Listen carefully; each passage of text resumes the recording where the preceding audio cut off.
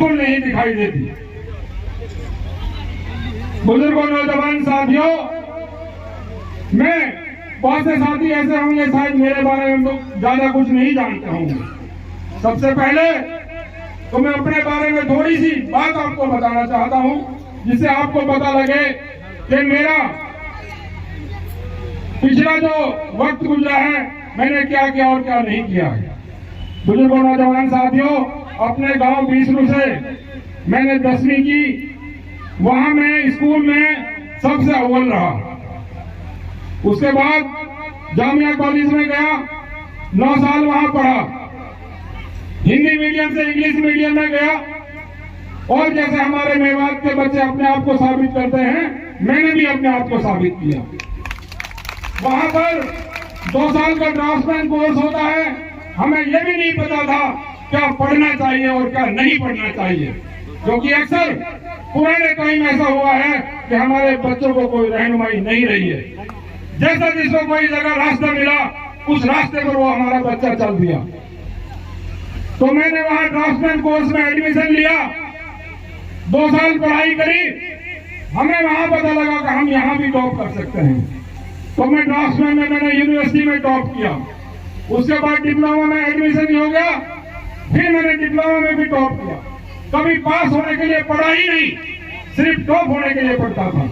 और जब मैं डिग्री करी वहां से, तो डिग्री में मेरे 97% नंबर आए।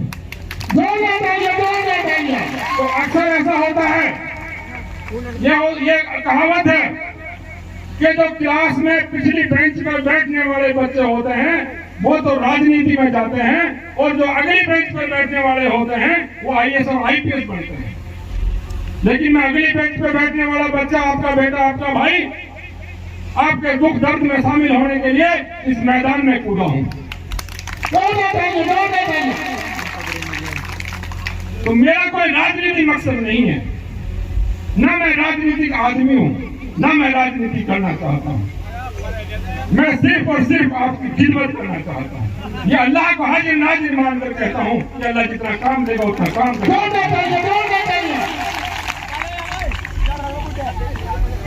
मैं राजनीति में मेरा मकसद क्या है, मैं किस लिए आया। अक्सर लोग जब भी 10-5 आदमी इकट्ठे होते हैं, मेवात के बारे में बात करते हैं कि मेवात में बहुत बुरा ये हो रहा है, हमारे नौजवान भटक रहे हैं, बहुत सारी चीजें, नशे और उसकी आदत पड़ रही है। तो मैं ये कहना चाहता हूं कि अब से पहले जिनको भी आपने वोट की ताकत दी है, ये मैं समझता हूं कि उन्होंने उस तरीके की राजनीति नहीं करी, हमारे बच्चों के मुस्तकबिल के लिए काम नहीं किया। उन्होंने जो वोट की ताकत आपने उनको दी, उन्होंने उस वोट का, उस ताकत का इस्तेमाल सिर्फ और सिर्फ अपने आप को बढ़ाने के लिए और अपने आप को मजबूत करने के लिए किया। हमारा नौजवान और हम वहीं के वहीं रहे, अपनी जद्दोजहद में लगे रहे, और आज अपनी जद्दोजहद के तहत हमारे बहुत सारे नौजवान अच्छा कर रहे हैं, बहुत अच्छे पढ़ाई भी कर रहे हैं, विदेशों में डॉक्टर भी बन रहे हैं, और बहुत सारे काम ऐसे कर रहे हैं कि हमारे नौजवान उसमें आगे बढ़ रहे हैं।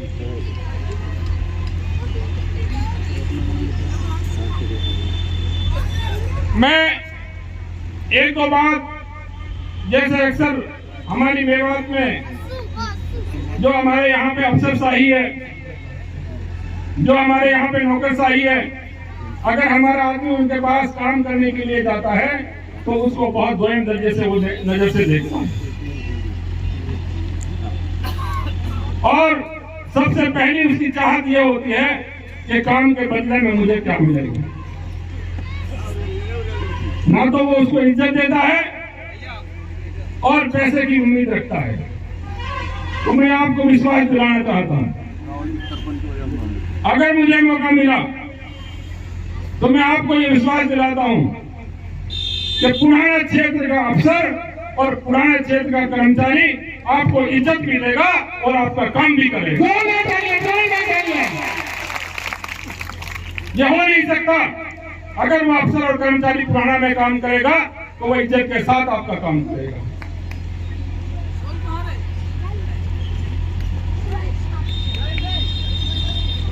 जो जो लूट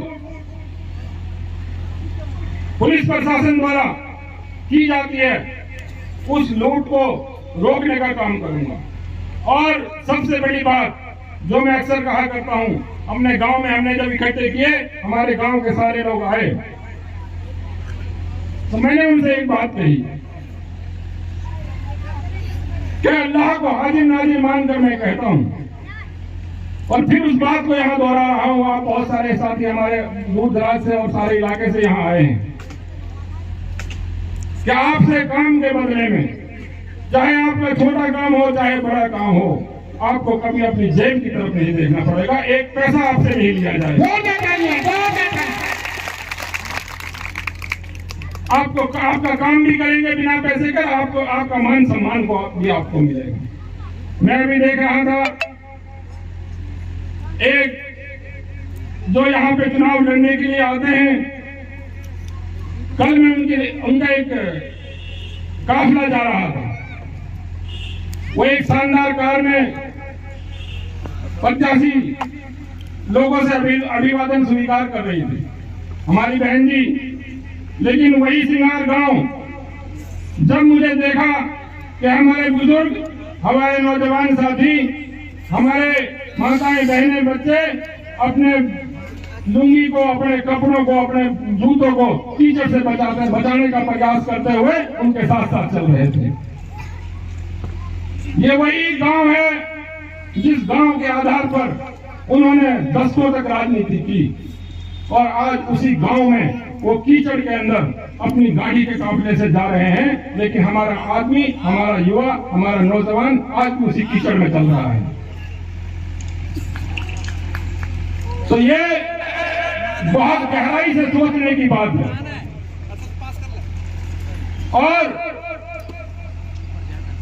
ऐसे ऐसे भी राजनेता हैं जिनको आपने चुना है, जो आपके बच्चे के बिगाड़ में अपना भविष्य देखते हैं कि भाई ज्यादा बिगड़े हुए लोग हैं, हमारा तो अपना आप काम बन जाएगा, हमें अच्छे लोगों की जरूरत नहीं है।